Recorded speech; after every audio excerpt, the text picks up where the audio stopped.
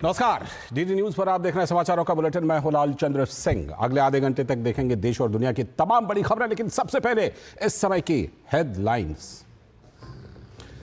तीसरी बार जीत के बाद दूसरी बार वाराणसी में पीएम मोदी, पग पग पर स्वागत की तैयारी, सज कर तैयार है शहर।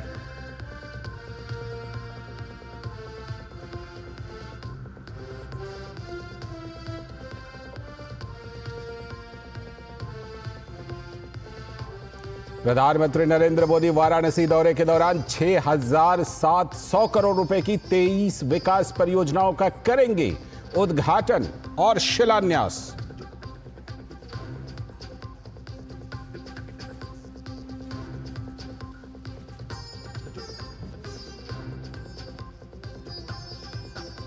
सुरक्षा बलों ने बारामूला के उड़ी में घुसपैठ की कोशिश को किया नाकाम। सेना और जम्मू कश्मीर पुलिस ने चलाया संयुक्त अभियान, मुठभेड़ जारी।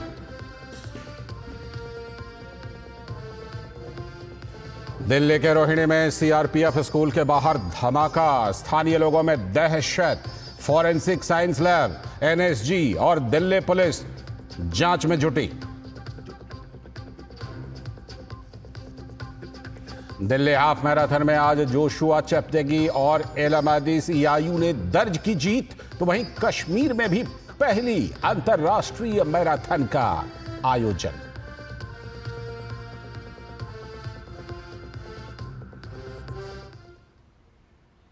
हेडलाइंस के बाद अब बारी खबरों को विस्तार से देखने की। सबसे पहले आज की सबसे बड़ी खबर। प्रधानमंत्री नरेंद्र मोदी आज अपने संसदीय क्षेत्र वाराणसी का दौरा कर रहे हैं, जहां वो 6,700 करोड़ रुपए से भी अधिक की 23 विकास परियोजनाओं का उद्घाटन और शिलान्यास करने वाले हैं। इस दौरान PM Modi Sigra sports stadium और हरहुआ में शंकर नेत्रालय का शिलान्यास भी करेंगे। प्रधानमंत्री नरेंद्र मोदी अपने संसदीय क्षेत्र वाराणसी के दौरे पर कुल 6700 करोड़ की 23 विकास परियोजनाओं का उद्घाटन और शिलान्यास करेंगे, जिसमें वाराणसी की 3200 करोड़ की 16 परियोजनाएं शामिल हैं। हवाई संपर्क सुविधा को बढ़ावा देने की अपनी प्रतिबद्धता के अनुरूप प्रधानमंत्री लगभग 2870 करोड़ रुपए की लागत से वाराणसी के लाल बहादुर शास्त्री अंतर्राष्ट्रीय हवाई अड्डे के रनवे के विस्तार, एक नए टर्मिनल भवन के निर्माण और समृद्ध कार्यों की आधारशिला रखेंगे। वे आगरा हवाई अड्डे पर 570 करोड़ रुपए से अधिक की लागत से निर्मित होने वाले, दरभंगा हवाई अड्डे पर लगभग 910 करोड़ रुपए की लागत से निर्मित होने वाले और बागडोगरा हवाई अड्डे पर लगभग 1550 करोड़ रुपए की लागत से निर्मित होने वाले नए सिविल एन्क्लेव की आधारशिला भी रखेंगे। पीएम मोदी रीवा हवाई अड्डे, मां महामाया हवाई अड्डे, अंबिकापुर और सरसावा हवाई अड्डे के नए टर्मिनल भवनों का उद्घाटन करेंगे, जिनकी सम्मिलित लागत 220 करोड़ रुपए से अधिक है। इन हवाई अड्डों की यात्री आवागमन से जुड़ी संयुक्त क्षमता सालाना 2.3 करोड़ से अधिक यात्रियों की हो जाएगी। इन हवाई अड्डों के डिजाइन क्षेत्र की विरासत संरचनाओं से प्रभावित हैं और डिजाइन में उनका अनुकरण किया गया है। बनारस को जो उन्होंने एक कल्पना की थी कि बनारस के लोगों के जीवन में खुशहाली आए, बनारस के लोगों के जीवन में एक उमंग आए, बनारस के लोगों का एक जो रहन सहन का स्तर वो बढ़े, आप देखेंगे 10 वर्षों में उसमें गुणात्मक चेंज आया है। प्रधानमंत्री आरजे शंकर नेत्र चिकित्सालय का भी उद्घाटन करेंगे। अस्पताल में विभिन्न नेत्र रोगों के लिए व्यापक परामर्श और उपचार उपलब्ध होंगे। प्रधानमंत्री इस अवसर पर उपस्थित जन समुदाय को संबोधित भी करेंगे। It's a very happy occasion because he is going to inaugurate it in the divine presence of Kanchi Shankaracharya. He is coming all the way from Kanchipuram to participate in this program. प्रधानमंत्री अपने काशी दौरे में pro poor पर्यटन विकास योजना के लाभार्थियों को प्रमाण पत्र और सामग्री देंगे। पंखा मिला है, सोलर लाइट मिला है, डस्टबिन मिला है, दुकान दिए हैं भैया, डस्टबिन दिए हैं, बल्ब दिए हैं, तो ये सब अच्छा करे है ना। खेलों के लिए उच्च गुणवत्ता वाली बुनियादी सुविधाएं प्रदान करने के लिए अपने दृष्टिकोण के अनुरूप प्रधानमंत्री खेलो इंडिया योजना और स्मार्ट सिटी मिशन के तहत 210 करोड़ रुपए से अधिक की लागत से निर्मित वाराणसी स्पोर्ट्स कॉम्प्लेक्स के पुनर्विकास के चरण 2 और 3 का उद्घाटन करेंगे। इस परियोजना का उद्देश्य एक अत्याधुनिक खेल परिसर का निर्माण करना है, जिसमें राष्ट्रीय उत्कृष्टता केंद्र, खिलाड़ियों के छात्रावास, खेल विज्ञान केंद्र, विभिन्न खेलों के अभ्यास के लिए मैदान, इंडोर शूटिंग रेंज, लड़ाकू खेल के मैदान आदि शामिल हैं। वे लालपुर स्थित डॉक्टर भीमराव अंबेडकर खेल स्टेडियम में 100 बिस्तरों वाले लड़कियों के और लड़कों के छात्रावासों तथा एक सार्वजनिक मंडप यानी पवेलियन का भी उद्घाटन करेंगे। प्रधानमंत्री जी को तो बहुत बहुत धन्यवाद। 4 साल के अंदर एनसीयूई बन के तैयार हो गया बनारस जैसी जगह पे, तो आप ये समझ लीजिए कि कितनी दृढ़ इच्छा शक्ति है। प्रधानमंत्री सारनाथ में बौद्ध धर्म से संबंधित क्षेत्रों के लिए पर्यटन विकास कार्यों का उद्घाटन करेंगे। इन संवर्धनों में पैदल यात्रियों के अनुकूल सड़कों का निर्माण, नई सीवर लाइनें और उन्नत जल निकासी व्यवस्था, स्थानीय हस्तशिल्प विक्रेताओं को बढ़ावा देने के लिए आधुनिक तरीके से डिजाइन किए गए वेंडिंग कार्ट के साथ संगठित विक्रय खंड आदि शामिल हैं। प्रधानमंत्री बाणासुर मंदिर और गुरुधाम मंदिर में पर्यटन विकास कार्यों, पार्कों के सौंदर्यीकरण और पुनर्विकास आदि जैसी कई अन्य पहलों का भी उद्घाटन करेंगे। हरिकेश बहादुर के साथ ब्यूरो रिपोर्ट, डीडी न्यूज। तो प्रधानमंत्री कई परियोजनाएं देने वाले हैं, उनमें से कुछ परियोजनाओं की खासियत आपको बताते हैं। लाल बहादुर शास्त्री अंतर्राष्ट्रीय हवाई अड्डे पर बनने वाला नया टर्मिनल कुल 75,000 वर्ग मीटर में फैला होगा। इस टर्मिनल का निर्माण 897 करोड़ रुपए की लागत से किया जाएगा। टर्मिनल के निर्माण के बाद इस हवाई अड्डे की यात्री क्षमता 39 लाख से बढ़कर कुल 99 लाख यात्री सालाना हो जाएगी। इस टर्मिनल पर काशी विश्वनाथ धाम और बीएचयू के सिंह द्वार की झलक दिखेगी। टर्मिनल के अंदर काशी की संस्कृति से जुड़ी कलाकृतियां होंगी। इस टर्मिनल पर एक समय में 5,000 यात्रियों का आवागमन हो सकेगा। इस टर्मिनल को शहर की सांस्कृतिक विरासत को दर्शाने के लिए डिजाइन किया गया है।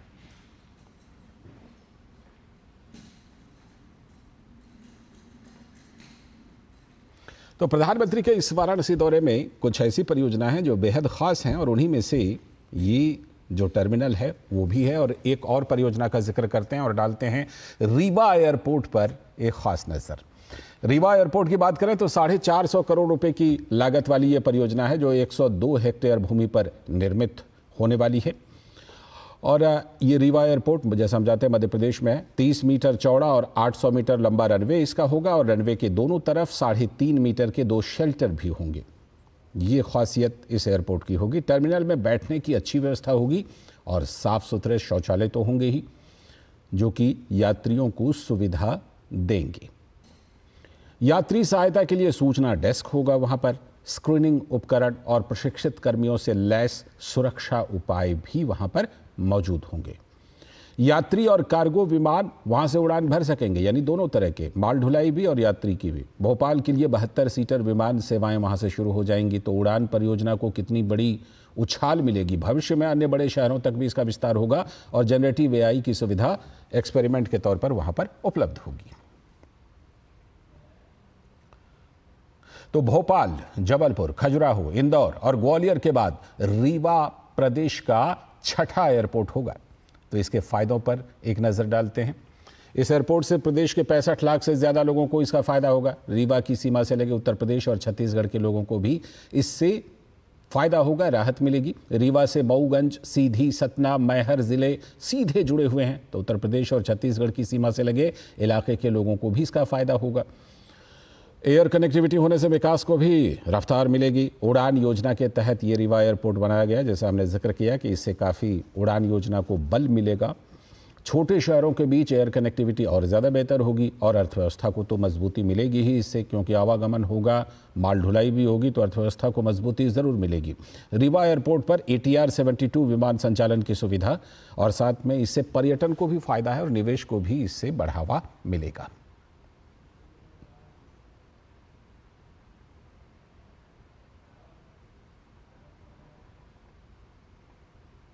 तो ये तो बात हुई कुछ खास परियोजनाओं की, लेकिन कुल मिलाकर प्रधानमंत्री नरेंद्र मोदी इस दौरे के दौरान क्या कुछ देने वाले हैं। वाराणसी से शैलेंद्र मिश्र हमारे संवाददाता जुड़ चुके हैं और ज्यादा जानकारी और विस्तार से जानकारी के साथ। शैलेंद्र, प्रधानमंत्री नरेंद्र मोदी का मुझे लगता है कि एक लंबे अरसे के बाद शायद ये वाराणसी का दौरा हो रहा है, क्योंकि वहाँ से वो सांसद भी हैं।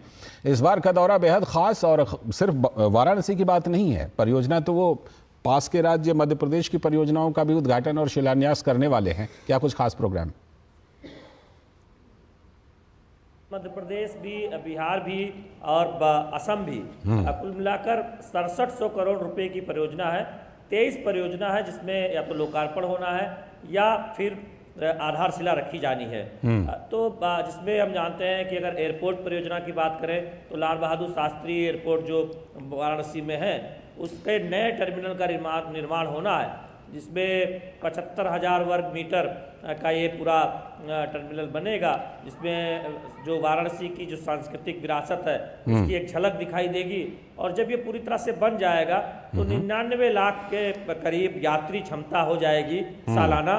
तो आप देखें कितना बड़ा विस्तार होने जा रहा है लाल बहादुर शास्त्री के जो नए टर्मिनल जिसकी आधारशिला आज प्रधानमंत्री नरेंद्र मोदी रखने जा रहे हैं। बिल्कुल। इसके अलावा आपने बताया है कि रीवा हो या फिर बागडोगरा, आगरा, इस तरह से आप देखें तो कुल 7 एयरपोर्ट हैं जिनका या तो फिर टर्मिनल विस्तार हो रहा है या इनक्लेव का निर्माण हो रहा है या फिर नए एयरपोर्ट शुरू हो रहे हैं। जी। तो बहुत एक बड़ी इंफ्रास्ट्रक्चर परियोजना आज उसका शिलान्यास और लोकार्पण प्रधानमंत्री नरेंद्र मोदी कर रहे हैं। और जहां पर मैं खड़ा हूँ ये सिगरा स्पोर्ट कॉम्प्लेक्स है, वाराणसी स्पोर्ट कॉम्प्लेक्स, जो एक आधुनिक सुविधाओं से लैस बनाया गया है। 150 खिलाड़ी यहाँ पर उनका छात्रावास होगा, यहाँ क्रिकेट और फुटबॉल के स्टेडियम है और इसके साथ ही साथ तमाम अन्य खेल सुविधाएं होंगी।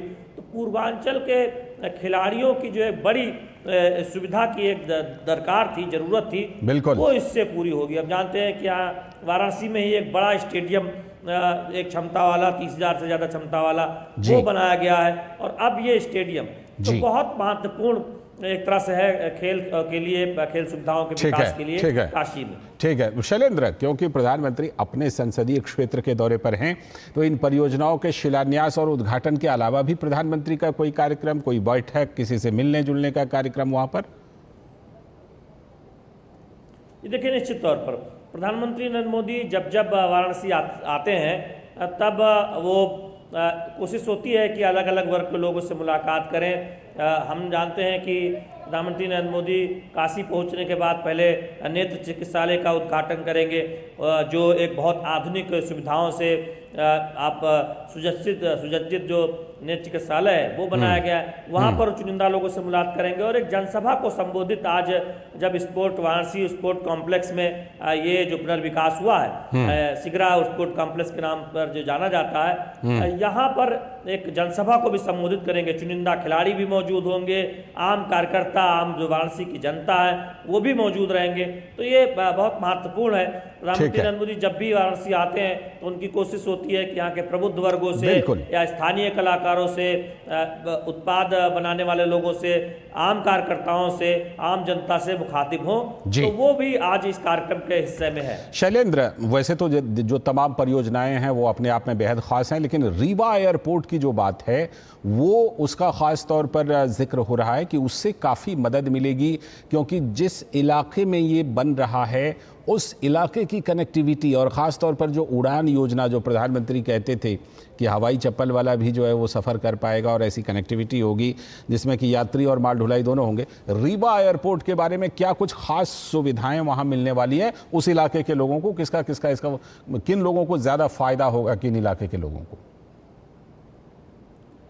ये देखिए, मध्य प्रदेश और उत्तर प्रदेश के जिस सीट रीवा से जो नज़दीक इलाके पड़ते हैं वहाँ इनका खास तौर पर फायदा होगा। हम जानते हैं कि उड़ान योजना के तहत कोशिश ये है कि जो छोटे छोटे शहर हैं, जो छोटी छोटी आबादी वाले, यानी बहुत बड़े टियर 1 या टियर 2 सिटी नहीं है, उनको भी इस तरह से हवाई संपर्क से जोड़ा जाए। टियर 3 और टियर 4 जो सिटी हैं, हम जानते हैं कि उत्तर प्रदेश सबसे ज़्यादा हवाई अड्डों वाला जो शहर है वो बन चुका है। मध्य प्रदेश में भी देखिए आप, कई जगहों पर उड़ान की सुविधा है। तो निश्चित तौर पर रीवा की चर्चा इसलिए हो रही है क्योंकि वहाँ पर एयरपोर्ट की शुरुआत होने जा रही है। बाकी जगहों पर एयरपोर्ट विस्तार हो रहा है। तो 3 जगह ऐसे हैं जहां पर इस 7 एयरपोर्ट में से 3 नए एयरपोर्ट की शुरुआत होने जा रही है। दरभंगा एयरपोर्ट की भी इसलिए चर्चा है क्योंकि उसका बहुत विस्तार होने जा रहा है और वहां पर यात्री क्षमता बढ़ेगी। निश्चित तौर पर उम्मीद यही है कि इस तरह की सुविधाओं से जो रीवा आने जाने वाले लोग और उसके आसपास के जिले के लोगों को बहुत फायदा होगा, क्योंकि वहाँ एयर कनेक्टिविटी मिल जाएगी। इस तरह की एक पहल हमने कुछ वर्षों पहले देखी थी, मोदी सरकार में शुरू हुई थी, वो अब रफ्तार पकड़ती हुई दिखाई दे रही है। 23 परियोजनाओं का जो जिक्र आपने किया शैलेंद्र, उसमें लगता है कि हाईलाइट जो है ना वो जो एयरपोर्ट और उड़ान से संबंधित योजनाएं वो हाईलाइट में हैं, लेकिन जाहिर सी बात है कि और भी बहुत सारी महत्वपूर्ण परियोजनाएं होंगी।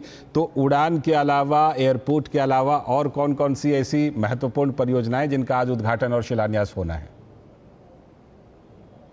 ये देखिए, कुल 7 एयरपोर्ट हैं जिनका या तो उद्घाटन या फिर नए सिविल इनक्लेव का निर्माण या नए टर्मिनल का निर्माण है। इसके साथ ही साथ वाराणसी स्पोर्ट कॉम्प्लेक्स का पुनर्विकास है, जो नेत्र चिकित्सालय है। इसके अलावा आप देखें सारनाथ में या फिर वाराणसी में प्रधानमंत्री नरेंद्र मोदी काशी के सांसद भी हैं, तो यहाँ पर कुछ स्थानीय परियोजनाएं हैं, कुछ कूड़ा निस्तारण केंद्र है, कुछ सड़कें हैं। इस तरह की एक पूरी फेहरिस्त है जो छोटी छोटी परियोजनाएं हैं, जहां से लोगों का, स्थानीय जो लोग हैं उनका जीवन आसान होगा, सुविधाएं बेहतर होंगी। तो कुछ सड़क परियोजनाएं हैं, कुछ पर्यटन से जुड़ी परियोजनाएं हैं। तो इस तरह से कुल 23 परियोजनाएं हैं, जिसमें से 16 परियोजना 3200 करोड़ की वो वाराणसी क्षेत्र की है और बाकी पूरे देश भर की परियोजना है, जिसका लोकार्पण या शिलान्यास प्रधानमंत्री नरेंद्र मोदी आज करने वाले हैं। और उन प्रधानमंत्री के पहुंचने और वहां पर रहने का मोटे तौर पर अगर समय सारणी देखा जाए, कार्यक्रम देखा जाए, तो किस तरह की समय सारणी है? ये देखिए, तकरीबन आधा दिन ये कह सकते हैं प्रधानमंत्री नरेंद्र मोदी आज अपने संसदीय क्षेत्र में रहेंगे।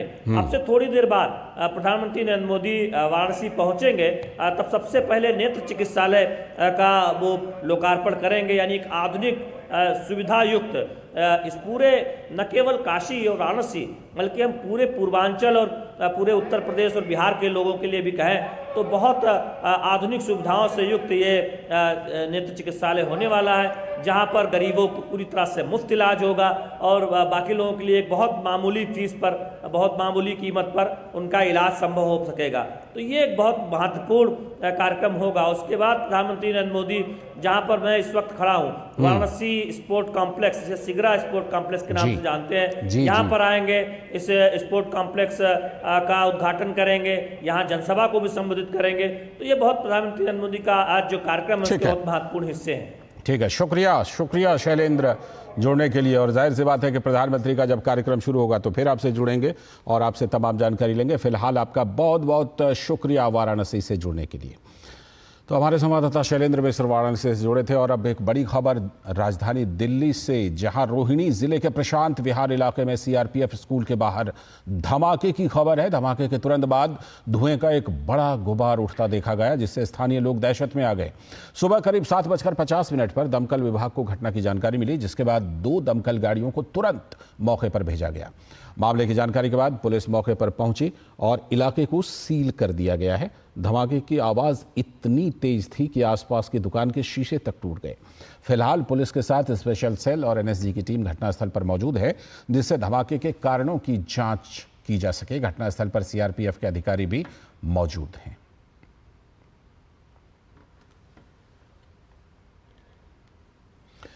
तो ये राजधानी दिल्ली के रोहिणी इलाके की ये घटना है और उसी की तस्वीरें आप अपने टेलीविज़न स्क्रीन पर इस समय देख रहे हैं। सीआरपीएफ का ये स्कूल है जहां पर ये धमाका और धुएं का गुबार देखा गया। और जो पुलिस की टीम है, एनएसजी की टीम है, वो इस समय, सीआरपीएफ के अधिकारी भी हालांकि मौजूद हैं और जो घटनास्थल है उसकी जांच की जा रही है। बॉम्ब स्क्वाड की गाड़ियां आप देख सकते हैं जो वहां पर पहुंची हैं। तो सीआरपीएफ स्कूल के पास दरअसल ये धमाका हुआ है, यानी सीआरपीएफ स्कूल के आसपास थोड़ी दूरी पर ये धमाका हुआ है। और धमाका इतना ज़बरदस्त था कि आसपास के घरों के शीशे तक टूट गए। और धमाके में ख़ास तौर पर ये देखा गया कि धुएं का एक बड़ा सा गुबार उठता हुआ देखा गया। एफएसएल टीम है वहाँ पर, जो कि फॉरेंसिक लैब की टीम होती है, वो वहाँ पर नमूने इकट्ठा करेगी और उसके बाद इस धमाके को डिकोड करने की कोशिश करेगी। तो दिल्ली के रोहिणी में ब्लास्ट पर दिल्ली पुलिस के पीआरओ संजय त्यागी ने कहा कि फॉरेंसिक विभाग, क्राइम ब्रांच टीम और स्पेशल सेल इस मामले की जांच कर रहा है। आज सुबह प्रशांत विहार पुलिस स्टेशन जो रोहिणी डिस्ट्रिक्ट में है, उनको सूचना मिली थी कि सीआरपीएफ स्कूल के पास धमाके की आवाज़ आई है। तुरंत पुलिस टीम्स मौके पे पहुंची तो देखा कि कुछ वहाँ दुर्गंध भी थी और स्कूल के प्रेमाइसेस में भी और आसपास के कुछ दुकानों में भी शीशे टूटे हुए थे। किसी व्यक्ति को किसी प्रकार की चोट नहीं आई है। पुलिस के सीनियर ऑफिसर्स स्पॉट पे तुरंत पहुंच गए थे। Crime team, forensic science experts, special cell, सभी लोग इन्वॉल्व हैं, सभी मौके पे हैं। इस बारे में इन्वेस्टिगेशन की जा रही है, धमाके के कारणों की जांच और कैसे ये हुआ, इस विषय में जैसे ही कोई अपडेट होगा आप लोगों को सूचित किया जाएगा। हमारे संवाददाता उर्मिलेश बिल्कुल ग्राउंड जीरो पर मौजूद हैं, उनसे सीधे जुड़ते हैं और उनसे इस खबर के बारे में और ज़्यादा जानकारी लेते हैं। उर्मिलेश, जिस तरह से कि अभी दिल्ली पुलिस के पीआरओ बता रहे थे कि जांच चल रही है, लेकिन ये बताइए कि क्या शुरुआती तौर पर कुछ पता चल पाया है? क्या आप वहां पर मौजूद हैं, क्या शुरुआती तौर पर कुछ पता चल पा रहा है कि वहां आखिर ये हुआ क्या है और क्या ये बम धमाका है या कुछ और है? हाँ जी लालचंद जी, बिल्कुल जैसे कि आपने भी दर्शकों को बताया कि सुबह 7:50 पर जो पुलिस को जो है एक कॉल यहाँ से गई थी, जिसमें कि धमाके वाली खबर जो है पुलिस को दी गई थी। तुरंत पुलिस यहाँ मौके पे पहुंची है और जो सीआरपीएफ का ये स्कूल है, इसकी बाउंड्री से ही ये लगा हुआ ये जो यहाँ पर धमाका हुआ है।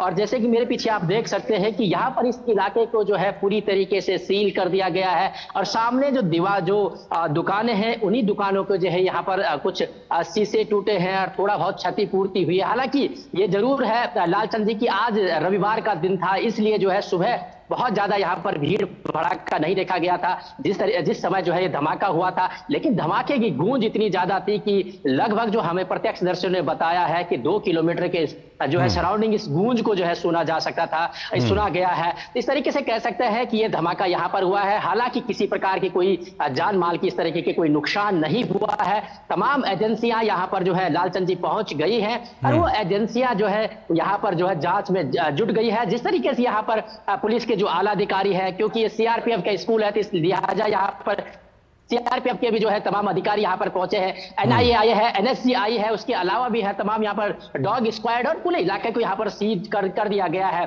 तो ऐसा कहा जा रहा है पुलिस की तरफ से कि जैसे ही जांच यहाँ पर जो है पूरी होगी तमाम लोगों की इसकी सूचना दिया जाएगा, प्रेस एक ब्रीफिंग की जाएगी। लेकिन अभी जो है ये धमाका किससे हुआ है, क्या हुआ है, क्या ऐसा कोई जो है यहाँ पर किस तरीके का ये धमाका हुआ है, कोई ब्लास्ट था या किसी और जो है चीज से ही किया गया है, इसकी जांच में तमाम एजेंसियां जुटी हुई हैं लालचंद जी। और कुछ ही समय बाद जैसे कि पुलिस के तमाम आला अधिकारियों ने बताया है कि बहुत जल्द जो है ये तमाम चीजें जो है मीडिया को बताई जाएंगी। तो लिहाजा फिलहाल यहाँ पर तमाम जो आवागमन है इस सड़क का जिसपे हम खड़े हैं इस समय, यहाँ पर ये पूरा सील कर दिया गया है और तमाम जो एजेंसियां हैं वो एजेंसियां इस जांच में जुट गई है कि आखिर जो ये ब्लास्ट है, ब्लास्ट किस चीज से किया गया है और क्या ऐसी चीज थी जिससे ये ब्लास्ट किया गया है। जी उर्मिलेश, बिल्कुल ये जानकारी तो जरूर एजेंसियां देंगी, लेकिन जहां तक मैं आपके पीछे देख पा रहा हूं, शायद ये स्कूल की बाउंड्री से कुछ मीटर की दूरी पर किसी तरह का कोई धमाका हुआ है क्या?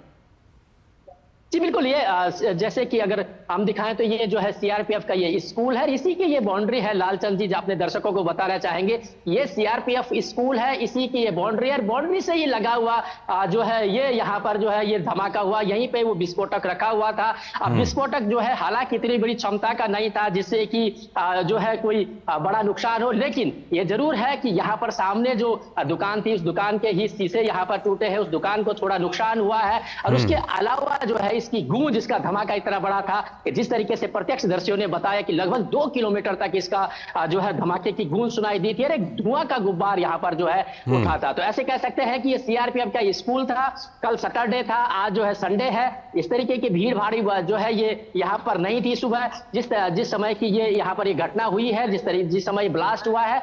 ऐसे में यहाँ पर तमाम प्रत्यक्षदर्शियों का ये मानना है लालचंद जी कि अगर ये जो है भीड़ भाड़ उस समय होती जिस तरीके की समय आप देख रहे हैं कि अगर ऐसी भीड़ भाड़ होती तो निश्चित तौर से कहा जा सकता था, ये कहा जा रहा है कि किसी भी जान माल का यहाँ पर नुकसान हो सकता था। लेकिन सुबह का समय था, भीड़ नहीं थी और ऐसे में जो है यहाँ पर किसी जान और माल का नुकसान इस तरीके का नहीं हुआ है। तमाम एजेंसियां जांच में जुट गई है। एजेंसियों से जब हम लोग एजेंसियों को जो आला अधिकारी यहाँ पर लालचंद जी है, उन्होंने कहा कि हम तमाम यहाँ पर जो भी उन्हें जो है निशानदेही मिले हैं उन निशानदेही को इकट्ठा कर रहे हैं। उसके अलावा तमाम डॉग स्क्वाड यहाँ पर आई है, उस डॉग स्क्वाड की भी यहाँ पर मदद ली जा रही है। और तमाम जो एजेंसियां हैं, चाहे वो एनआईए हो या एनएसजी हो, वो यहाँ पर देख रही है कि किस तरीके का जो है ये जिससे ब्लास्ट हुआ है वो ब्लास्ट किस तरीके का यहाँ पर हुआ, क्या यहाँ पर जो ऐसी सामग्री रखी गई थी जिससे ब्लास्ट हुआ है। ठीक है उर्मिलेश, आज वैसे रविवार है तो आज तो स्कूल वहां पर बंद होगी और चाहे विद्यार्थी हों, छात्र हों या फिर स्टाफ हों, वो आज स्कूल में तो मौजूद नहीं होंगे शायद।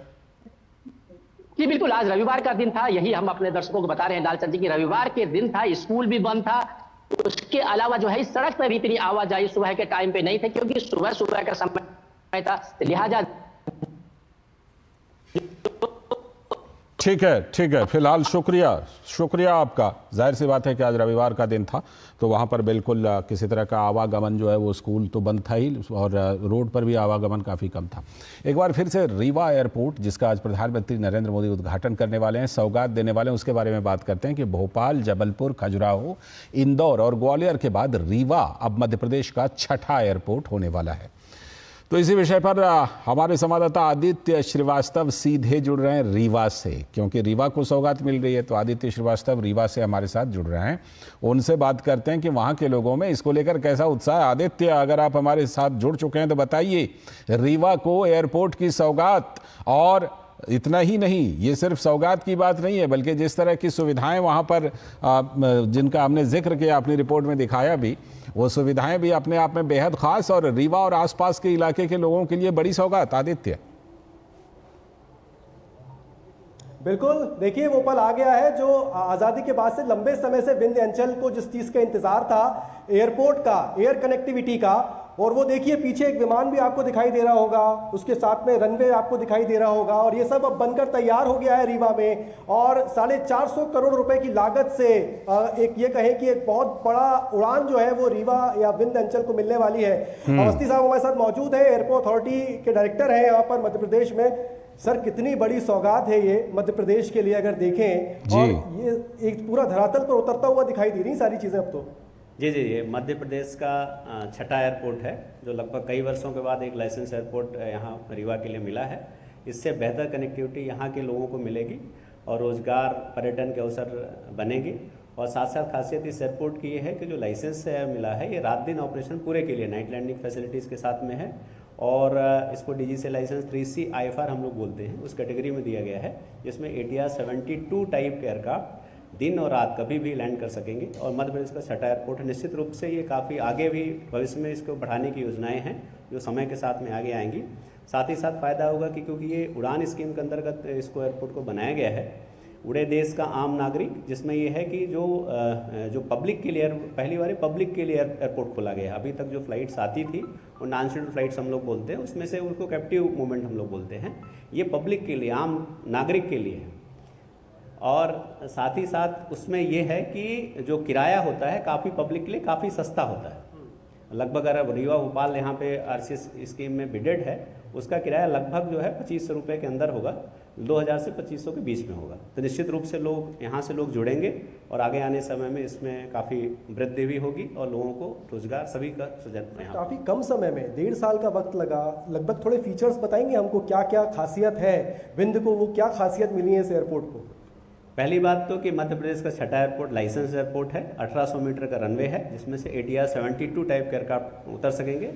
लास्ट ईयर इनका भूमि पूजन किया गया था और काफ़ी अल्प समय में पूरी तरह से विकसित करके एयरपोर्ट को विकसित किया है। जो एयर स्ट्रिप थी उसको हमने कन्वर्ट करके एयरपोर्ट के रूप में नाम दिया है। अब ये अंतर्राष्ट्रीय स्तर पर रीवा एयरपोर्ट की पहचान हो चुकी है। निश्चित रूप से आने वाले समय में इसके कनेक्शंस मिलेंगे। कनेक्टिविटी कहाँ कहाँ होगी यहाँ से? अभी जो बिडेड 2 रूट हैं यहाँ पे, जो RCS फ्लाईविंग ने बिड किया हुआ है, जिसका ऑपरेशन शीघ्र ही रेगुलर ऑपरेशन, आज इनॉग्रल फ्लाइट थी, इसका वाटर कैनन से स्वागत किया गया है। आने वाले समय में रेगुलर अगले नवंबर माह से नियमित उड़ान प्रारंभ होगी। और साथ ही साथ जो उसका किराया होगा 25 रुपये के अंदर होगा। और अभी जो 2 रूट हैं, रीवा भोपाल रीवा है, और दूसरा रीवा खजुराहो चित्रकूट, और चित्रकूट बैक मतलब यहाँ पे है, लखनऊ कनेक्टिविटी वहाँ से मिलेगी। एक आखिरी सवाल, कार्गो भी आने वाले समय में दिखेंगे? अब जैसे ही बड़े एयरक्राफ्ट ATR 72 चलने लगे तो उसमें कुछ स्पेस कार्गो के लिए रहता है, तो निश्चित रूप से कार्गो के लिए भी चले। और फ्रेटर एयरक्राफ्ट के लिए उपयुक्त एयरपोर्ट है, मतलब वहाँ पे चल सकता है, उसमें कोई दिक्कत नहीं। बहुत शुक्रिया सर दूरदर्शन से बातचीत के लिए। अवस्थी जी हमारे साथ मौजूद थे, एयरपोर्ट अथॉरिटी ऑफ इंडिया में मध्य प्रदेश के डायरेक्टर हैं, और उन्हीं के देखरेख में ही लालचंद जो है ये पूरा एयरपोर्ट तैयार हुआ है, उन्हीं के मार्गदर्शन में तैयार हुआ है।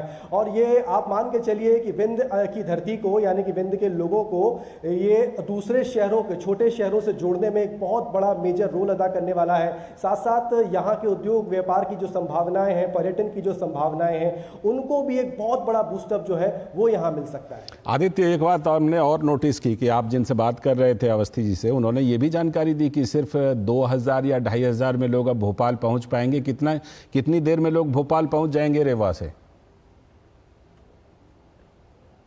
देखिए, ये आप बहुत महत्वपूर्ण बात बोल रहे हैं। आप अगर बजट के लिहाज, समय के लिहाज से अगर देखेंगे तो अभी तक रोड कनेक्टिविटी के हिसाब से समझेंगे तो करीब 550 किलोमीटर पड़ता है भोपाल से। 9 से 10 घंटे की दूरी लगती है, समय लगता है। लेकिन आप अगर एयरपोर्ट हवाई सेवा से समझने की कोशिश करेंगे तो करीब आधा घंटा या 45 मिनट का समय लगेगा यहाँ से रीवा से भोपाल पहुँचने का। इससे ज़्यादा समय बहुत से बहुत 1 घंटे का समय लग सकता है। लेकिन आप सोचिए समय की बचत कितनी होगी, बजट किस तरीके से बहुत इकोनॉमिक होने वाला है। और ये इकोनॉमिक बजट, समय की कमी ही कहीं ना कहीं यहाँ के आर्थिक गतिविधियों को बढ़ाने में कारगर सिद्ध होगी। और इस केवल मध्य प्रदेश ही नहीं है, बल्कि मध्य प्रदेश के आसपास लगा हुआ जो उत्तर प्रदेश के जो जिले हैं, उन इलाकों को भी इससे फायदा होगा। ये वो जगह है जहाँ पर खनिज की बहुत संभावना है। ये वो जगह है जहाँ से निर्यात बहुत ज्यादा होता है। ये वो जगह है जहाँ से पर्यटन की दृष्टि से अगर देखें तो कई समृद्ध चीजें यहाँ पे आसपास में है। इनका यहाँ आने वाले पर्यटकों का, यहाँ आने वाले उद्योगपतियों का एक बहुत बड़ा साधन यहाँ पर ये होने वाला है। और एक संयोग देखिए आप, 23 तारीख को मध्य प्रदेश के इसी रीवा में रीजनल इंडस्ट्री कॉन्क्लेव का आयोजन होने जा रहा है, जहां देश दुनिया के निवेशक जो है वो यहाँ पहुंचेंगे। और उससे पहले ये एयरपोर्ट का शुभारंभ ये बताता है कि किस तरीके से औद्योगिक क्षेत्र को गति देने के लिए ये कितनी बड़ी शुरुआत होने जा रही है। क्योंकि यहाँ पर निवेशकों को लाकर यही बताया जाना है कि क्या कुछ है विंध्य में, क्या कुछ है रीवा, सीधी, सिंगरौली, सतना में, और किस तरीके से आप खनिज संसाधनों का बहुत अच्छा इस्तेमाल कर सकते हैं। और आपको अब कनेक्टिविटी की आवश्यकता नहीं है, आपको इंदौर भोपाल तक ही सीमित रहने की आवश्यकता नहीं है। अब आप विंध्य भी आइए और विंध्य से भी आप अपनी संभावनाओं को तलाश सकते हैं। बिल्कुल, आप सही जिक्र कर रहे हैं। और जाहिर सी बात है कि जैसा आपने कहा कि यहाँ पर जो सम्मेलन होना है उसको लेकर के कितना ये एयरपोर्ट सहारा देगा, तो मुझे तो लगता है कि बहुत ही, जिसे कहते हैं, ज़बरदस्त प्लानिंग के साथ इसका उद्घाटन समय तय किया गया। लेकिन एक बात और कि अगर भौगोलिक तौर पर इसको देखें तो क्या छत्तीसगढ़ के भी कुछ इलाके इसके आसपास आते हैं? क्योंकि हम जानते हैं कि वहाँ पर जो औद्योगिक गतिविधियाँ हैं, खान हैं, खनिज हैं या तमाम तरह की चीज़ें हैं, छत्तीसगढ़ के भी कुछ इलाके इसके आसपास आते हैं, रीवा के आसपास। बिल्कुल बिल्कुल, उसका बहुत फायदा छत्तीसगढ़ के लोगों को भी मिलेगा, क्योंकि बॉर्डर एरियाज में जो जिले हैं वहाँ के लोगों को भी इसका फायदा मिलेगा। उत्तर प्रदेश के जो बॉर्डर एरियाज के लोग हैं वहाँ उनको उसका फायदा मिलेगा, क्योंकि कई ऐसे व्यापारी हैं। आप इसको इस तरीके से समझिए कि आज पूरे देश में स्थानीय स्तर पर उत्पादों को प्रमोट करने का काम चल रहा है। एक जिला एक उत्पाद जैसी योजनाओं के जरिए स्थानीय स्तर पर प्रोडक्ट्स जो है वो देश दुनिया तक पहुँच रहे हैं। तो उन जिलों के जो उत्पाद हैं, उन जिलों की जो चीज़ें हैं, वो एक जगह से दूसरी जगह बहुत जल्दी पहुंच जाए, इकोनॉमिक पहुंच जाए, आसानी से पहुंच जाए, उसमें एक बहुत बड़ी रफ्तार जो है वो ये एयरपोर्ट देने जा रहा है। और एक और चीज, जो विद्यार्थी यहाँ पे, जो व्यवसायी यहाँ पर होते हैं, या जो लोग हैं जो बड़े शहरों की तरफ उनका आना जाना कंटिन्यू मीटिंग्स के जरिए हो या तमाम अलग अलग व्यवसाय व्यापार के जरिए हो, वो जो एक समय होता था, अब कहीं ना कहीं वो समय भी बचेगा। और उससे उनके अब लोगों को ये नहीं लगेगा कि हम विंध्य में क्यों रह रहे हैं, हम रीवा, सतना, सिंगरौली में क्यों रह रहे हैं, हमें भोपाल या इंदौर या जबलपुर जैसी जगहों पर रहने की आवश्यकता है। लेकिन नहीं,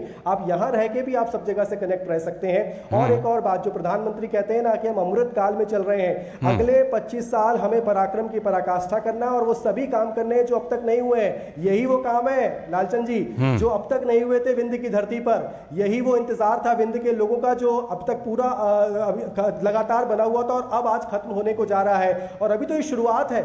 आप देखिएगा आने वाले समय में, जब 1.5 साल से कम समय में अगर एयरपोर्ट बनकर तैयार हो जाता है, तो अब आने वाला समय, आने वाली सुविधाएं उसको शुरू को होने में अब देर नहीं लगेगी। आज आपको एक छोटा विमान दिखाई दे रहा है, हो सकता है ये यात्री विमान है, लेकिन आने वाले समय में यह कार्गो विमान भी दिखाई देगा आपको, जहां से जो माल है वो जाता हुआ दिखाई देगा आपको। अभी भोपाल रीवा की फ्लाइट दिख रही है आपको पीछे, लेकिन आने वाले समय में ये खजुराहो, जबलपुर, इंदौर, ग्वालियर, इन जगहों पर भी आप कनेक्ट होते दिखेंगे। आप दिल्ली, बंबई, बेंगलोर जैसे शहरों से भी कनेक्ट होते हुए दिखेंगे। तो ये शुरुआत के बाद आगे के जो काम है उसकी गति और ज्यादा होगी, ये हम उम्मीद कर सकते हैं आने वाले, क्योंकि जिस मंशा के साथ रीवा एयरपोर्ट की शुरुआत हुई है, जिस मंशा के साथ प्रधानमंत्री इस पूरे प्रोजेक्ट को बहुत गंभीरता से लेते हुए आगे बढ़ रहे हैं, ये बताता है और लोगों के अंदर भी एक आश्वासन जगाता है। अब देर नहीं है, अब दिल्ली दूर नहीं है, अब बंबई दूर नहीं है। बिल्कुल बिल्कुल। आदित्य, एक बात आपने और जो जिक्र किया कि आप इस इलाके के लोगों ने लंबे समय तक इंतज़ार किया है। निश्चित तौर पर इस इलाके के लोगों की जो कनेक्टिविटी रही, ये जो इलाका है, ये जिस तरह इसका संपर्क जो है उतना अच्छा नहीं रहा, अब जाकर ऐसा लगता है कि लंबे समय से देखा गया ख्वाब, देखा गया सपना इन इलाके के लोगों को पूरा अब हो रहा है। और अब वो समय इन इलाके के लोगों के लिए आया है कि उनके सपने, उनकी जो चाहत है वो अब जाकर पूरी हो रही है। प्रधानमंत्री कहते हैं ना, आपके सपने मेरे सपने हैं, आपकी पीढ़ी को आगे ले जाना मेरा काम है। यही थीम समझिए। और यही वो रीवा के लोग थे जो पिछड़ापन पीछे क्यों था। रीवा कनेक्टिविटी की वजह से पीछा था। रीवा में विकास क्यों नहीं हो पा रहा था, क्यों रीवा में उद्योग धंधे क्यों नहीं आ पा रहे थे, कनेक्टिविटी बहुत अच्छी नहीं थी। पहले ट्रेन रेलवे के लिहाज से अगर आप देखें बहुत इक्की दुक्की ट्रेनें हुआ करती थी, कई जगह तो रेल नेटवर्क भी नहीं फैला था। लेकिन उसके बाद पिछले 8, 9, 10 सालों में जिस तरीके से काम हुआ है, वो रेल कनेक्टिविटी बढ़ी, सड़कों का एक बड़ा जाल, आज 5 लाख किलोमीटर सड़कें आज मध्य प्रदेश में हो गई हैं। विंध्य क्षेत्र में अच्छा खासा काम हुआ है। लेकिन आप एयरपोर्ट की शुरुआत हो जाना, और केवल एयरपोर्ट ही नहीं है, मध्य प्रदेश में पीएम श्री वायु सेवा योजना भी चल रही है, जिसके जरिए और छोटी जगहें, सिंगरौली जैसी जगह है, शिवपुरी जैसी जगह है, वहां पर एयर स्ट्रिप्स बन रही हैं। अब छोटे विमान उन जगहों पर भी उतर रहे हैं। यानी कि भोपाल में बैठ के अगर आप शिवपुरी जाना चाहते हैं तो आपको ग्वालियर जाने की जरूरत नहीं है एयरपोर्ट से, आप भोपाल से सीधे शिवपुरी पहुंच सकते हैं, क्योंकि एयर स्ट्रिप वहां पर बनकर तैयार हो चुकी है। और इसी योजना के जरिए मध्य प्रदेश के सभी आपस के शहरों को जोड़ा जा रहा है। और यही वो बताता है कि सपने ऐसे ही पूरे होते हैं जब मंशा ऊपर के नेतृत्व की बहुत साफ हो, आपके हित में हो। और सबसे महत्वपूर्ण बात लालचंद जी, डबल इंजन की सरकार के फायदे। क्योंकि देखिए, एयरपोर्ट बनाना हो, तमाम बड़े बड़े प्रोजेक्ट्स बनाना हो, इसमें राज्य सरकार की बहुत महत्वपूर्ण भूमिका होती है। केंद्र सरकार भले ही इनको बना रही है, लेकिन राज्य में क्लियरेंस देना, राज्य की चीजों के साथ समझना, राज्य से कोऑर्डिनेट करना, ये सब बहुत महत्वपूर्ण होता है। इसका फायदा ये दिख रहा है कि आज जिस धरती पर हम खड़े हैं, जो कभी यहाँ पहाड़ हुआ करता था, जंगल हुआ करता था, आज एकदम रनवे बनकर तैयार है और विमान आप मेरे पीछे आप देख पा रहे हैं। मध्य प्रदेश का ये वो इलाका है आदित्य, मैं भी इस इलाके में कई बार गया हूँ और जाहिर सी बात है कि वहाँ से रिपोर्टिंग करने के दौरान गया हूँ। ये वो इलाके हैं जिनको कि निश्चित तौर पर ये कहा जाता था कि यही इस राज्य का वो इलाका है जो कि कई मायनों में पिछड़ा हुआ इलाका है। अब जाकर के जिस तरह प्रधानमंत्री की एक संकल्पना है कि जो इलाके छूट गए हैं, उन्होंने देखिए आकांक्षी जिले की संकल्पना लाई प्रधानमंत्री ने, फिर आकांक्षी ब्लॉक की संकल्पना लाई, आकांक्षी इलाके की भी आप संकल्पना कह सकते हैं कि जो इलाके छूट गए हैं और जो विकास के साथ बाकी जगहों के साथ कदमताल नहीं कर पा रहे हैं, उन सबको भी प्रधानमंत्री को जोड़ने की सबसे बड़ी कोशिश और उनकी प्राथमिकता में, और उसी के तहत रीवा को ये एयरपोर्ट। देखिए, अब क्षेत्रीय स्तर पर जाकर काम हो रहा है। आप देखिए, आप तो जिस तरीके से आपने भी मध्य प्रदेश के इस विंध्य अंचल को देखा है, घूमा है, कई इलाके ऐसे हैं जो बहुत समृद्ध हैं, उनको एक्सप्लोर करने की आवश्यकता है। ये वो इलाका है जहां पर कोयला है, जहां पर ग्रेनाइट है, यहाँ पर खनिज संपदाओं से भरपूर इलाका है। हम अगर उसको एक्सप्लोर ही नहीं कर पाएंगे तो शायद ये बेमानी होगी, हम उनका सही दोहन नहीं कर पाएंगे तो ये बेमानी होगी। और यही वो कारण है कि प्रधानमंत्री की भी मंशा यही है कि स्थानीय स्तर पर जाकर चीज़ों को बढ़ावा मिले और वो देश और दुनिया की फलक पर, राष्ट्रीय अंतर्राष्ट्रीय फलक तक पहुंचे। और मध्य प्रदेश में जब ये संभावनाओं पर काम होगा, खनिज संसाधनों पर काम होगा, तो आप सोचिए कितनी बड़ी आर्थिक गतिविधियां बढ़ेंगी। एक जिला एक उत्पाद के तहत जो उत्पाद है उनको एक जगह से दूसरी जगह पर पहुंचाया जाएगा। आज मध्य प्रदेश के 10 से 15 जिले हैं जहां पर सोयाबीन एक बहुत बड़ा हब है। आज करीब 7 से 8 जगहें ऐसी हैं मध्य प्रदेश में जहां पर फार्मास्यूटिकल का एक बहुत बड़ा रोल है, और वो फार्मास्यूटिकल की वजह से मध्य प्रदेश पिछले 5 सालों में एक्सपोर्ट में बढ़ा है आगे। तो इन्हीं सब चीज़ों को रफ्तार जो है वो मध्य प्रदेश में मिलने वाली है।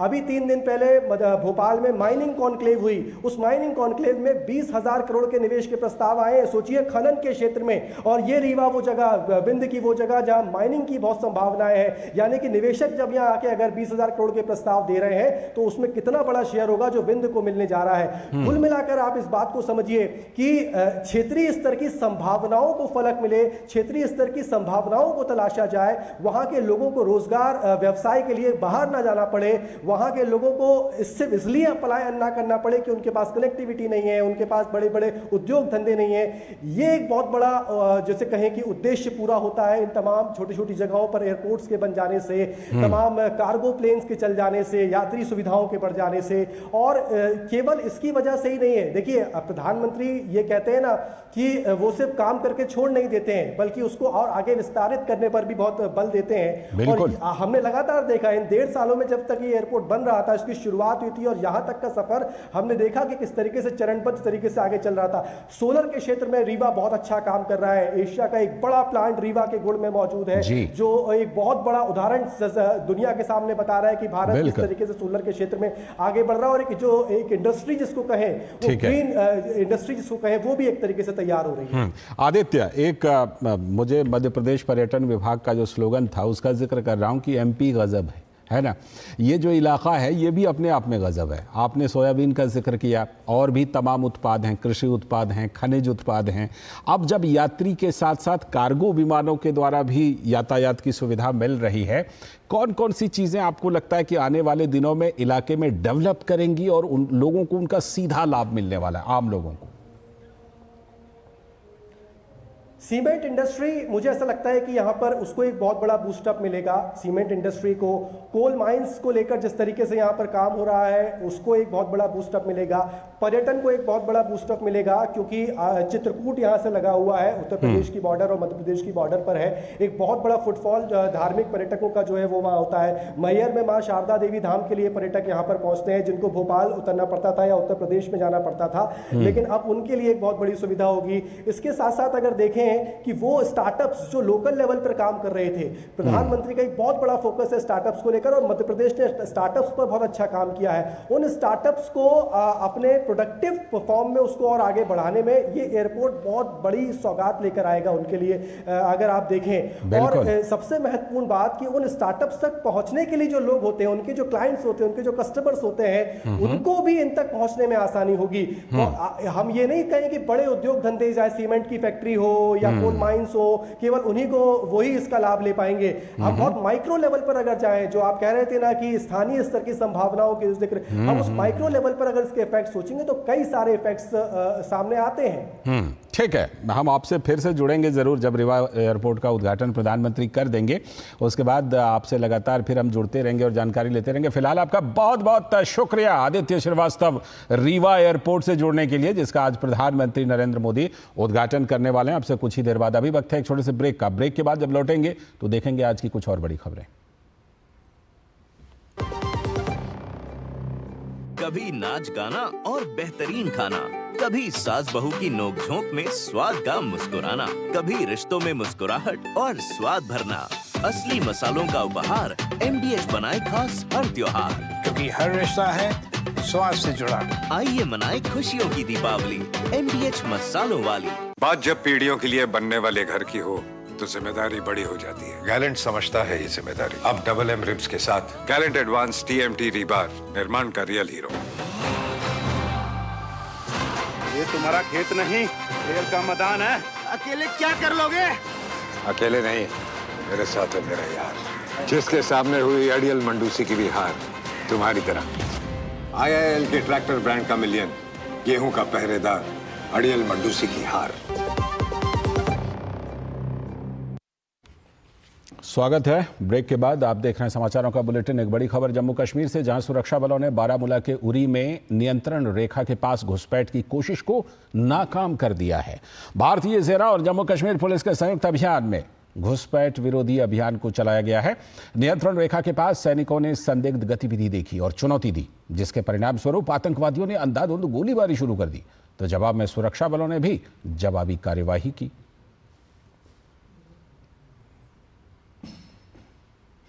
और अब बात दिल्ली के जहरीले माहौल की। देश की राजधानी दिल्ली में वायु प्रदूषण में लगातार बढ़ोतरी जारी है। राजधानी में AQI यानी एयर क्वालिटी इंडेक्स का हाल बेहाल है। तो वहीं यमुना नदी में भी पानी से ज्यादा झाग ही देखने को मिल रहा है। प्रदूषण का आलम तो यह है कि लोगों को आंखों में जलन, गले में खराश, घुटन जैसी समस्याएं आम होने लगी हैं। दिल्ली और NCR के आसमान में धुंध छाई हुई है। बता दें कि दिल्ली के आनंद विहार में तो AQI 454 दर्ज किया गया, वहीं पश्चिमी दिल्ली के मुंडका में AQI 341 दर्ज किया गया है। विशेषज्ञों के अनुसार 200 से ऊपर AQI को खराब की श्रेणी में माना जाता है। और राजधानी दिल्ली में प्रदूषण का स्तर लगातार बढ़ रहा है। दिल्ली के कई क्षेत्रों में एयर क्वालिटी इंडेक्स 400 के पार भी पहुंच गया है, तो यमुना की स्थिति भी बेहद गंभीर हो चुकी है, जैसा कि आप तस्वीरों में देख ही रहे हैं। लेकिन दूसरी तरफ नेताओं के आरोप प्रत्यारोप के चलते आम जनता बढ़ते प्रदूषण के कारण स्वास्थ्य संबंधी समस्याओं से जूझ रही है। तो हमारे संवाददाता निशांत राय ने स्थिति का जायजा लेने की कोशिश की है। दिल्ली में ठंड की दस्तक आते ही दिल्ली पूरी तरीके से प्रदूषण से परेशान हो जाती है। हवा से लेकर पानी तक दिल्ली में प्रदूषित हो चुका है। एयर क्वालिटी इंडेक्स की अगर आज की बात की जाए तो कई इलाकों में ये 400 से भी पार चला गया है और दिल्ली के लगभग 15 ऐसे इलाके हैं जिन्हें रेड जोन में रखा गया है। वहीं अगर पानी के प्रदूषण की बात करें तो आप मेरे पीछे यमुना नदी को देख सकते हैं, किस तरीके से सफेद झाग नजर आ रहा है। पानी एकदम जहरीला हो चुका है और राजधानी वासी प्रदूषण से बेहाल नजर आ रहे हैं। लेकिन सबसे बड़ा सवाल यह है कि केजरीवाल सरकार जिस तरीके से बड़े बड़े दावे करती है, चाहे वायु प्रदूषण की बात करें, चाहे जल प्रदूषण की बात करें, इसका कोई ठोस इलाज नहीं मिल रहा है। और हर साल की तरह इस साल भी केजरीवाल सरकार आरोप प्रत्यारोप की राजनीति तो जरूर कर रही है, लेकिन सवाल यह उठता है जो दिल्ली को साफ करने के बड़े बड़े दावे किए गए थे, आखिर उनकी हकीकत क्या है। कैमरा पर्सन सौरभ बक्सी के साथ निशांत राय, डीडी न्यूज, दिल्ली। तो दावों की हकीकत क्या है वो तो तस्वीरें बता रही हैं। और दिल्ली में बढ़ते प्रदूषण का जिम्मेदार पड़ोसी राज्यों हरियाणा और पंजाब में पराली जलाने की घटनाओं को माना जाता है। तो सख्त आदेश के बावजूद किसान लेकिन पराली को जला रहे हैं। तो इसे लेकर पंजाब के किसानों का कहना है कि उन्हें सरकार की तरफ से कोई मदद ही नहीं की जा रही और ना ही उन्हें पराली हटाने की कोई तकनीक ही बताई जा रही है।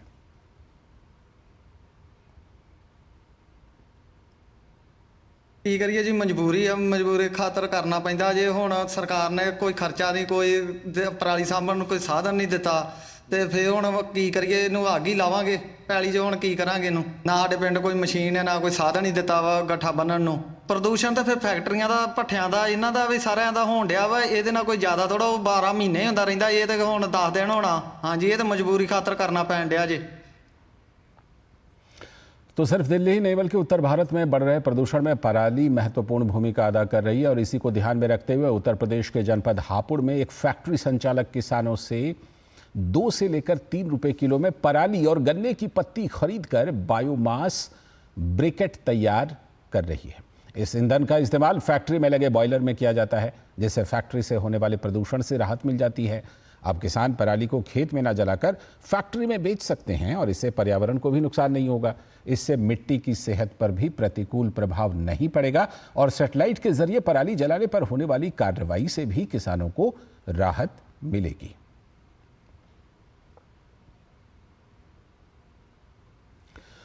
दिल्ली प्रदूषण की बात एक बार फिर से करें तो वायु गुणवत्ता के बिगड़ने पर कांग्रेस भी दिल्ली की आम आदमी पार्टी की सरकार पर हमलावर है। कांग्रेस के नेता अभिषेक दत्त ने कहा कि आप नेता उस समय पटाखे फोड़ते और जश्न मनाते देखे गए जब दिल्ली के लोग वायु प्रदूषण से त्रस्त थे। उन्होंने दिल्ली पुलिस से आप नेताओं के खिलाफ FIR दर्ज करने की मांग की। दिल्ली के मुख्यमंत्री और पूर्व मुख्यमंत्री तिहाड़ जेल के बाद ढोल नगाड़े पटाखे बजाते हुए दिखाई देते हैं जब दिल्ली के अंदर एयर पोल्यूशन से लोग परेशान हो रहे होते हैं।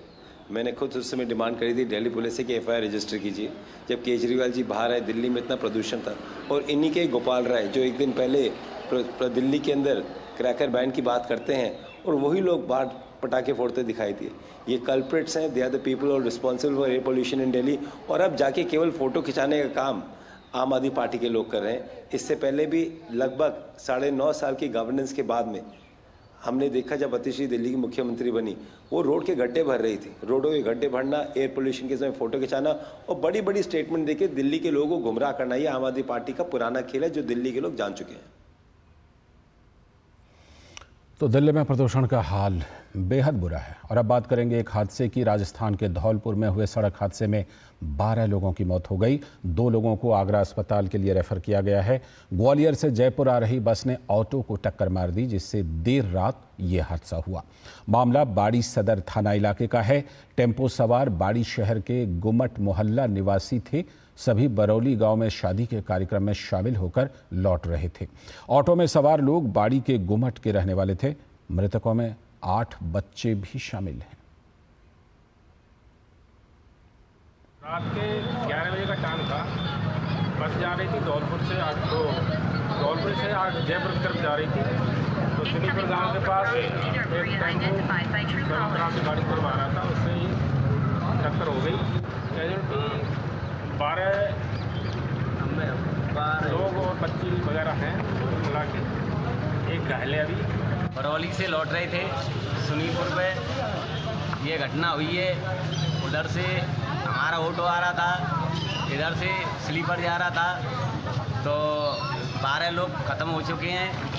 उसमें 2 लोग घायल हैं, वो आगरे के लिए रेफर कर दिए गए। और अब बात करेंगे स्वच्छता की। स्वच्छता के विशेष अभियान 4.0 के तहत विधि और न्याय मंत्रालय ने गाजीपुर सर्कल के पास श्रमदान कार्यक्रम का आयोजन किया। इस दौरान विधायी विभाग के सचिव सहित तमाम कर्मचारियों ने कचरे को साफ कर लोगों को स्वच्छता के प्रति जागरूक किया।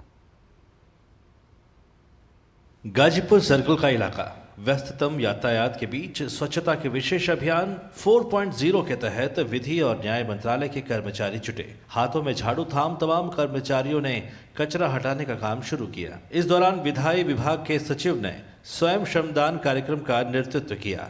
स्वच्छता के प्रति बेपरवाह यात्रियों ने सड़क किनारे कूड़े का अंबार खड़ा किया है। विधायी विभाग के तमाम कर्मचारियों ने प्लास्टिक, कपड़े और गाद को साफ किया। लोग ने ये गाजीपुर चौक का ये निरीक्षण किया इस मध्य कि यहाँ पर बहुत ज़्यादा कूड़ा है, और ये हम लोग इस चाहते थे कि अपने मंत्रालय की तरफ से इस सफाई कैंपेन में, जो कि म्यूनिसिपैलिटी का बेसिकली काम है, पर हम लोग भी as an citizen we thought that we will participate in this campaign and whatever we can contribute. तो इस तरह से दूसरों को भी शायद प्रेरणा मिलेगी और वो भी अपने आसपास के वातावरण को स्वच्छ रखेंगे। कर्मचारियों ने भी माना कि स्वच्छता को लेकर सभी को जागरूक होना चाहिए। उन्होंने स्वच्छता को जीवन में अपनाने और दूसरों को भी प्रेरित करने का संकल्प लिया।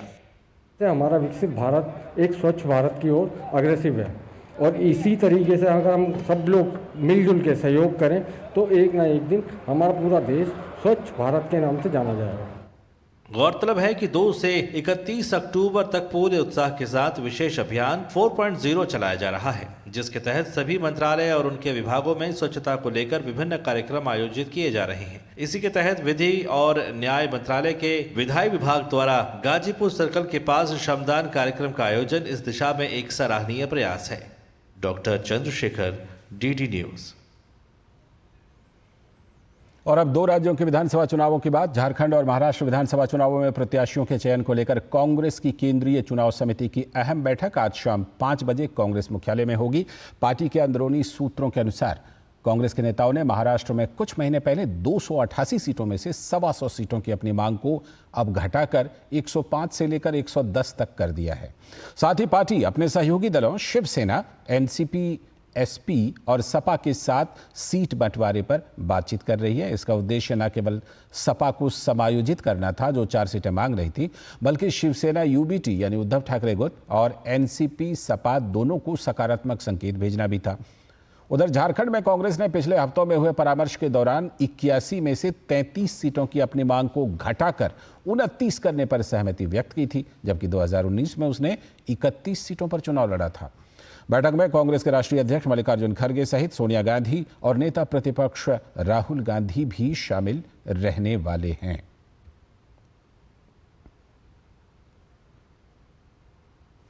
खबर उत्तराखंड से, जहां अल्मोड़ा से देहरादून के लिए शुरू की गई हेली सेवा सुचारू रूप से चल रही है। केंद्र सरकार और प्रदेश सरकार की उड़ान योजना के तहत हर जिले को हवाई सेवा से जोड़ने और पर्यटन को बढ़ावा देने के उद्देश्य से अल्मोड़ा से देहरादून हेली सेवा शुरू की गई थी।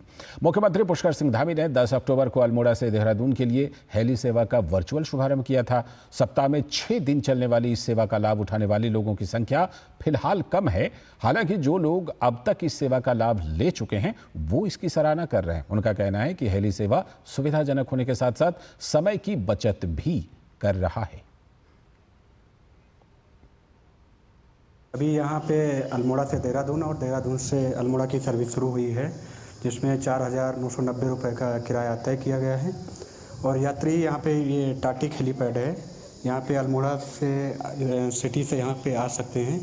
और यात्रियों से अनुरोध है कि वो अपने बैगेज में कोई भी धारदार सामान न लाएं। यहाँ पे हेली सेवा जो अभी स्टार्ट हुई है कुछ समय से, इससे लोगों को काफ़ी फ़ायदा मिल रहा है, समय की काफ़ी बचत हो रही है।